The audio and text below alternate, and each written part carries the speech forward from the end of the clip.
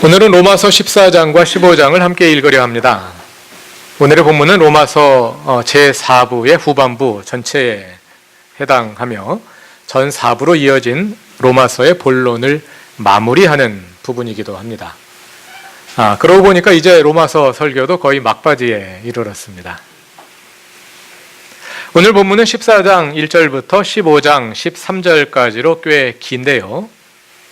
길지만 하나의 독립된 단락을 이루며 통일된 논지를 전달하고 있습니다.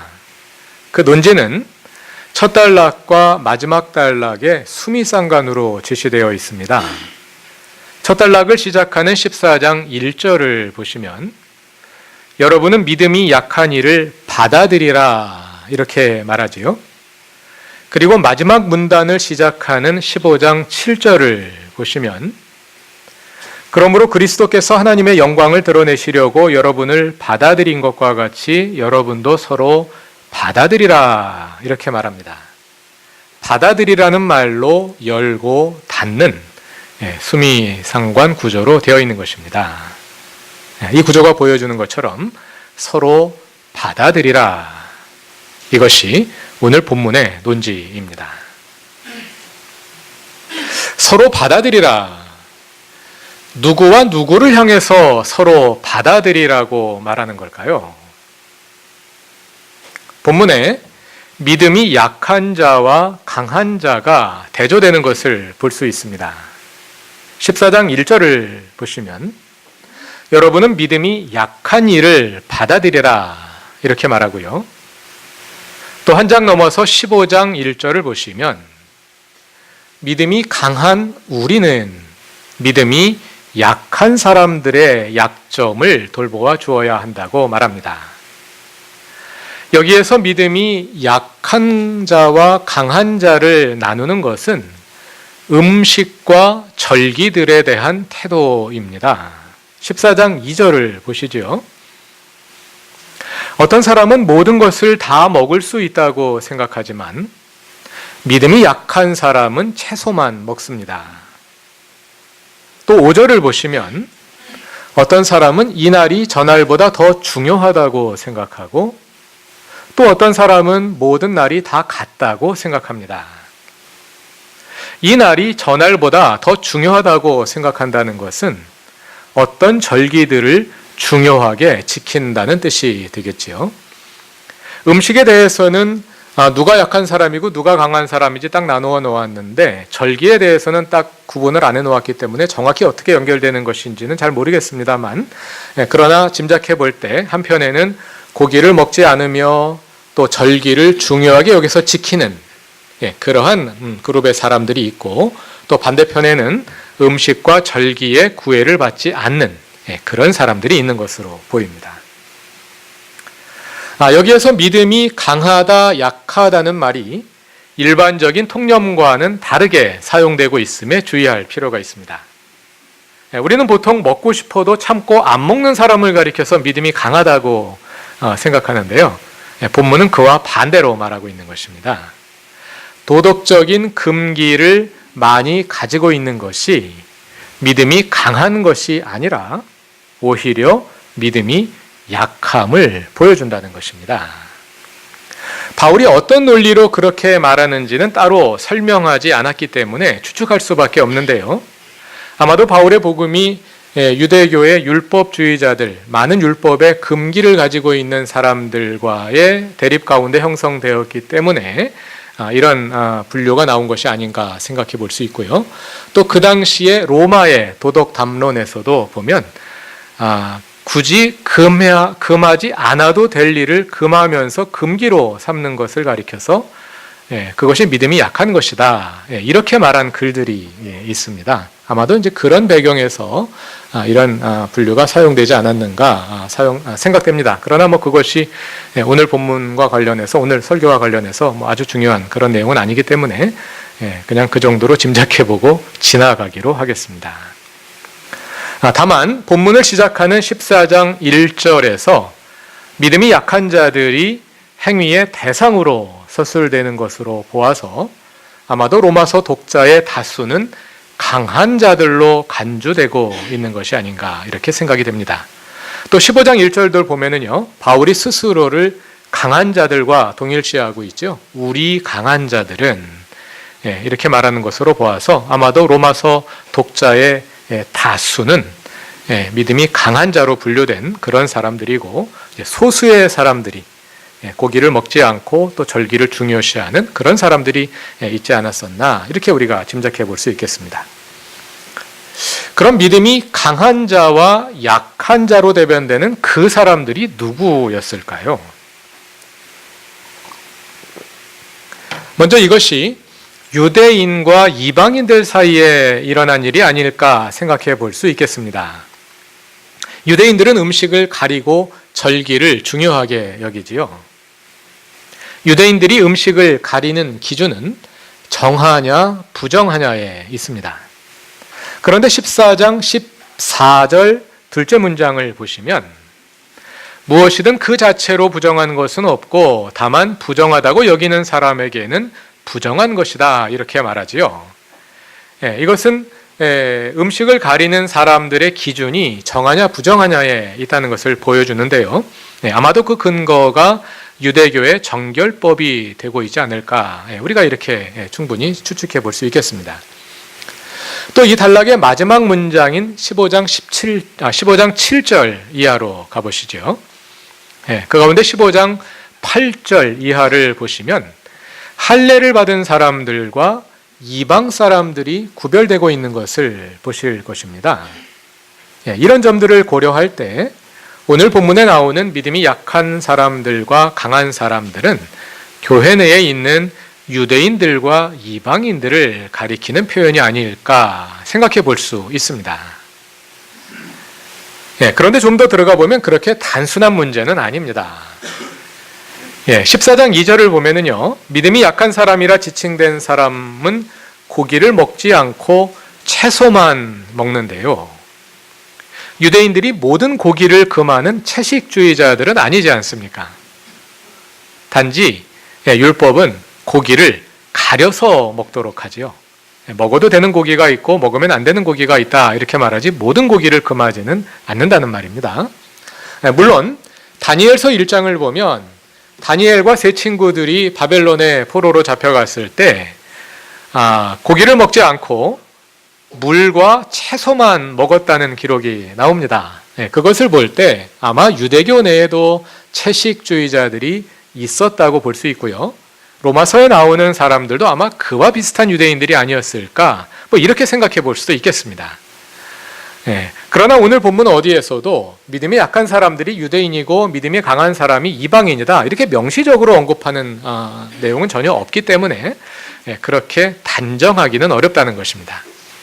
그보다는 아마도 그 사람들이 고기를 먹지 않는 배경에는 한편에는 유대교의 정결법이 있을 수 있지만 그 외에 다른 배경도 있음을 추측해 볼 수 있습니다. 유대교인들 뿐만 아니라 그 당시 로마 사회에도 채식주의자들이 있었고요. 또 이방인들 가운데서도 특별히 어떤 날이나 절기를 중요하게 여기는 사람들이 있었기 때문입니다. 또 예를 들어서 고린도전서 8, 9, 10장과 같은 상황도 우리가 충분히 생각해 볼 수 있습니다. 고린도전서 8, 9, 10장을 보면 우상의 제물로 바쳐졌던 고기를 먹어도 되느냐. 시장에 나와 있는 고기들은 많은 경우 우상에게 제물로 바쳐졌던 고기란 말입니다. 그러니까 고기를 아예 먹지 않으려는 그런 사람들이 이제 또 고린도 교회에 있었거든요. 그로 인해서 대립이 있었고요. 로마 교회에도 그와 비슷한 문제가 충분히 있었을 수 있겠지요. 이런 점들을 그리고 이제 그 문제는 단지 유대인과 이방인만의 문제는 아닌 것이지요. 이방인들 가운데서도 이방 신전에 바쳐졌다가 나온 고기라면 그건 귀신에게 바쳐졌던 고기이기 때문에 먹으면 안 된다, 이렇게 생각하는 것이기 때문에요. 그래서 이런 점들을 고려해 볼 때 로마 교회의 문제의 배경에는 단순한 유대교의 율법의 문제뿐만이 아니라 여러 가지 복합적인 요인들이 있지 않았겠느냐. 그래서 오늘 본문에 나오는 대립이 꼭 유대인과 이방인 사이에서만 이루어진 것은 아니지 않겠느냐, 이렇게 생각해 볼 수 있겠습니다. 말하자면 이방인 가운데에도 고기를 먹지 않는 사람들이 있었을 수 있고 또 유대인 가운데도 음식을 가리지 않는 사람들이 있었을 수 있는 것입니다. 다름 아니라 바울 자신이 그런 사람이지 않았습니까? 역사적인 추론입니다. 역사적인 추론은 이 정도로 하고요. 이제 본문 안으로 조금 더 들어가 보기로 하겠습니다. 이번에는 로마서의 맥락을 고려해서 바울이 왜 로마서의 이 지점에서 믿음이 약한 자와 강한 자의 문제를 다루었을까 하고 질문을 던져볼 수 있겠습니다. 크게는 로마서 전체의 맥락에서 본문의 주제를 이해해 볼 수 있습니다.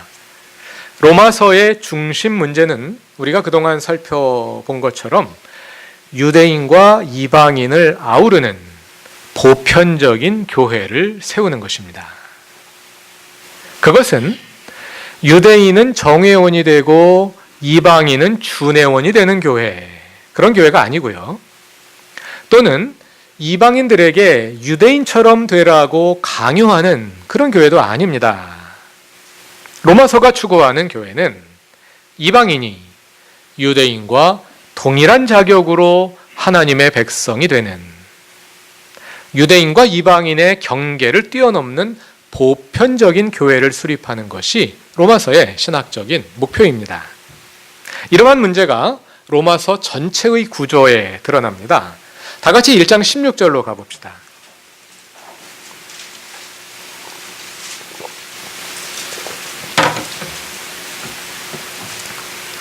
로마서의 본론은 1장 16절, 17절의 주제문으로 시작되는데요. 그 가운데 첫 절인 16절을 다 같이 읽어보겠습니다.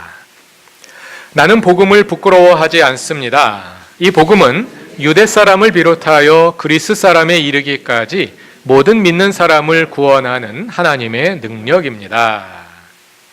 이 주제문에서 복음을 유대 사람과 그리스 사람, 즉 유대인과 이방인을 포함하여 모든 믿는 사람을 구원하는 하나님의 능력으로 정의하고 있죠.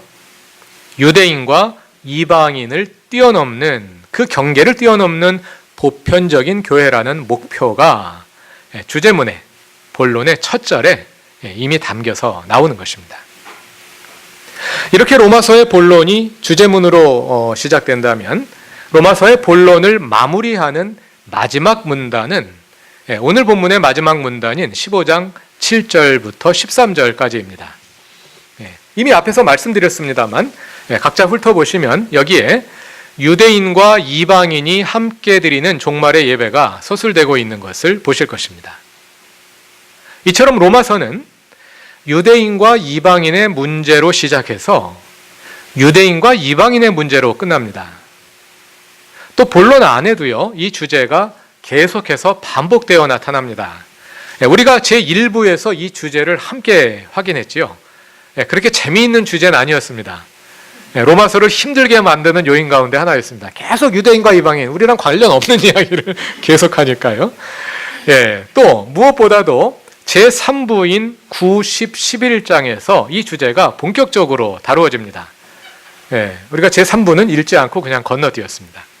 이렇게 유대인과 이방인 사이에 세워진 차별의 높은 담을 허무는 것이 로마서의 중요한 목표이기 때문에 로마서의 오늘 본문에 나오는 로마서의 마지막 윤리적 권면도 그에 관련된 내용을 담은 것입니다. 오늘 본문에 나오는 문제가 정확히 유대인과 이방인 사이에 일어난 일은 아닐지라도 서로 다른 사람들이 그 차이를 인정하며 하나의 공동체를 세워가는 것이 바로 유대인과 이방인 문제의 핵심이기도 한 것이죠. 그래서 로마서의 마지막 윤리적 권면을 그에 관련된 문제로 마무리하고 있구나 하고 우리가 생각해 볼 수 있는 것이죠.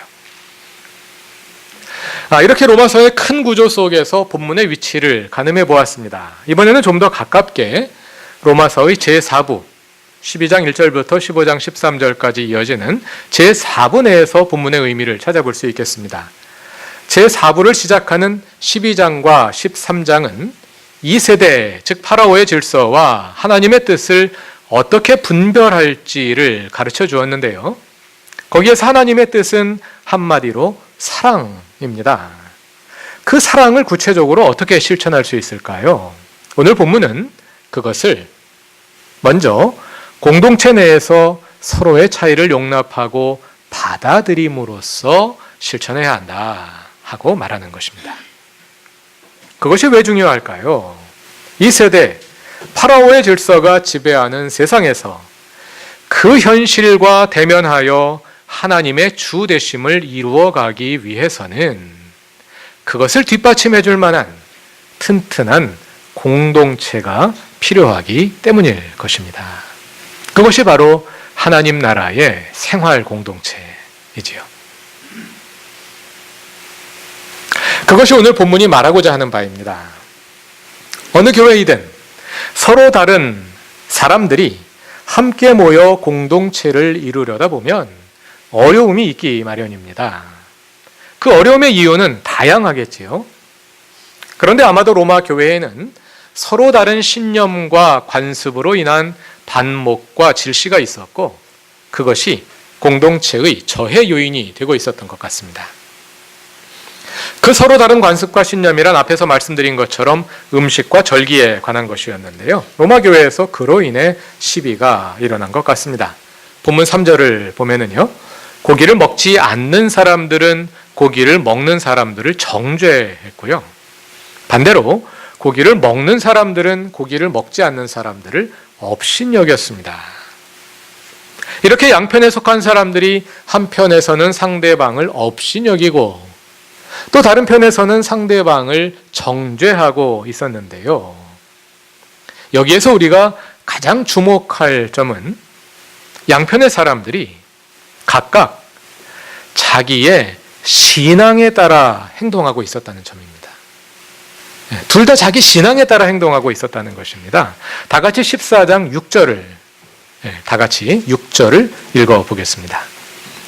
어떤 날을 더 존중히 여기는 사람도 주님을 위하여 그렇게 하는 것이요 먹는 사람도 주님을 위하여 먹으며 먹을 때에 하나님께 감사를 드립니다. 그리고 먹지 않는 사람도 주님을 위하여 먹지 않으며 또한 하나님께 감사를 드립니다. 먹는 사람도 주님을 위하여 먹으며 먹지 않는 사람도 주님을 위하여 먹지 않는다. 양편의 행동이 모두 신앙적 동기에 의해 이루어졌습니다. 그런데요, 이것은 문제를 해결하는 열쇠이면서 동시에 문제가 아닌 것을 문제로 만드는 원인이 되기도 합니다. 먹든 먹지 않든 차라리 그냥 각자의 기호 문제라 하면 그냥 그런 사람도 있구나 하고 넘어갈 텐데요. 이것이 신앙과 관련되다 보니까 오히려 더 심각한 문제가 되는 것입니다. 사소한 문제로 그냥 지나갈 수도 있는데 여기에 신앙을 결부시킴으로써 오히려 더 큰 문제가 되는 것입니다. 그리고 신앙이 결부되다 보니 대화가 불가능해집니다. 그렇지 않다면 마음을 열고 다른 사람의 말에 귀를 기울일 수도 있을 텐데 그것이 신앙에 관련된 일이다 보니 하나님이 그렇게 하라고 시키신 일이라고 믿기 때문에 조금도 양보를 할 수가 없게 되는 것입니다. 이럴 때는 어떻게 해야 합니까? 이럴 때 중요한 것은 나의 신앙만 돌아보지 않고 그 사람의 신앙도 함께 돌아보는 것입니다. 나는 내 신앙에 따라 이렇게 하지만 그 사람도 그 사람의 신앙에 따라 그렇게 하고 있다는 점을 진지하게 고려하는 것입니다. 나는 이것이 내 신앙이다 보니 그 사람이 신앙에 어긋나는 짓을 하고 있는 것으로 보입니다. 나는 고기를 먹지 않는 것이 하나님의 뜻이라고 생각하는데 그 사람은 고기를 먹고 있으니 대놓고 하나님의 말씀을 어기는 것으로 보이는 것이죠. 그러나 그 사람도 자기 신앙에 따라 그리하고 있다는 것입니다. 나의 신앙은 고기를 먹고 싶어도 참고 절제하는 것으로 표현되지만 그 사람의 신앙은 율법에 구애받지 않고 죄책감으로부터 자유를 누리는 것으로 표현됩니다. 나에게 이것이 너무나도 중요한 문제인 것처럼 그 사람에게는 그것이 정말 중요한 문제일 수 있는 것입니다. 반대 입장도 마찬가지입니다. 고기를 먹는 사람의 입장에서 보면 고기를 먹지 않는 사람이 답답하고 고루해 보일 수 있습니다. 그러나 그 사람은 그런 방법으로 하나님을 향한 사랑을 표현하는 것입니다. 나는 자유를 추구하는 사람입니다. 그렇다면 그 사람이 자신의 신념에 따라 행동할 수 있도록 놓아줄 수 있어야 합니다. 그 사람의 그 마음을 이해할 수 없다면 내가 진정으로 자유로운 사람이라 하기 어려울 것입니다. 이러한 태도를 위해서 14절이 중요한 신학적인 근거를 제공합니다. 14장 14절을 다 같이 읽어보겠습니다. 내가 주 예수 안에서 알고 또 확신하는 것은 이것입니다. 무엇이든지 그 자체로 부정한 것은 없고 다만 부정하다고 여기는 사람에게는 부정한 것입니다. 무엇이든지 그 자체로 부정한 것은 없고 다만 부정하다고 여기는 그 사람에게는 부정한 것입니다.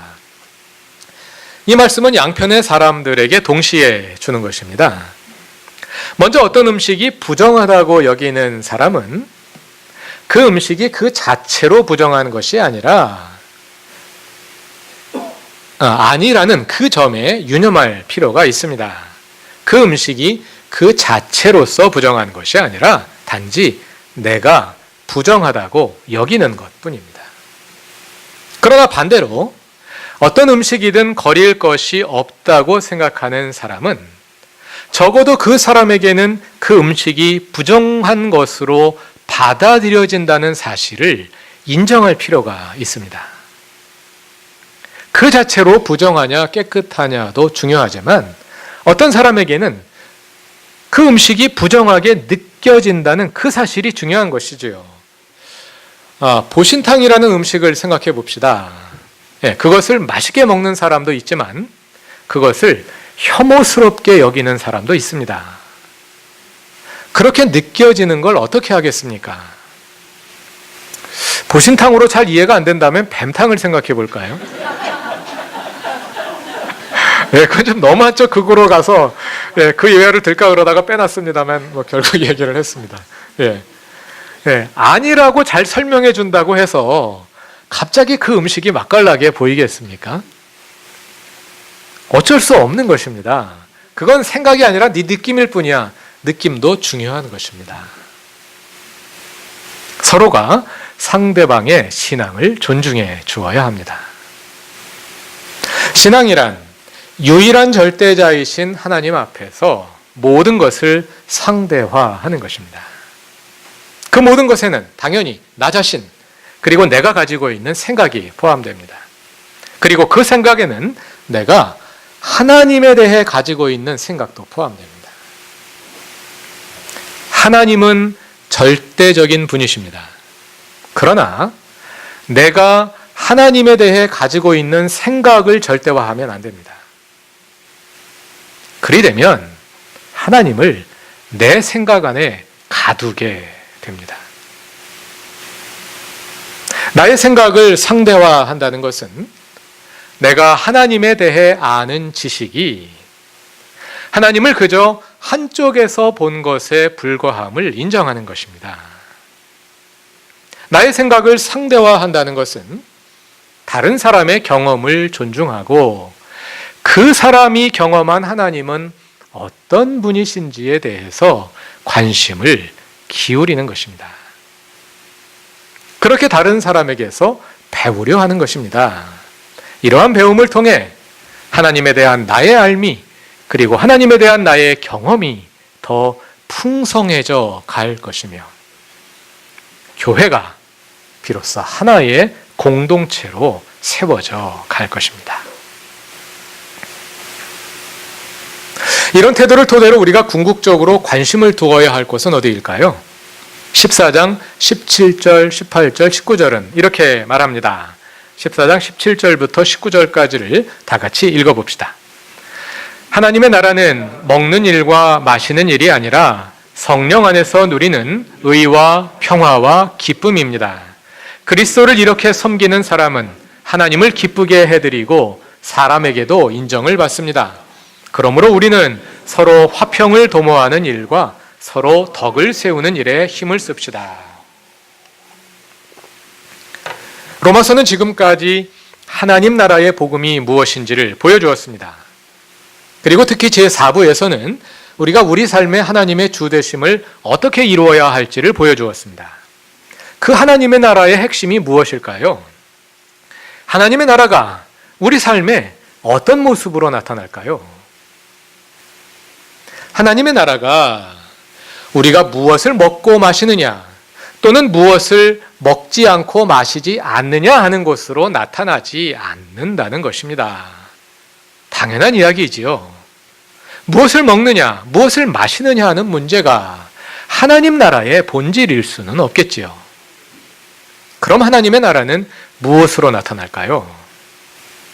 하나님의 나라는 먼저 의로 나타납니다. 의가 무엇입니까? 하나님과 좋은 관계를 맺는 것이지요.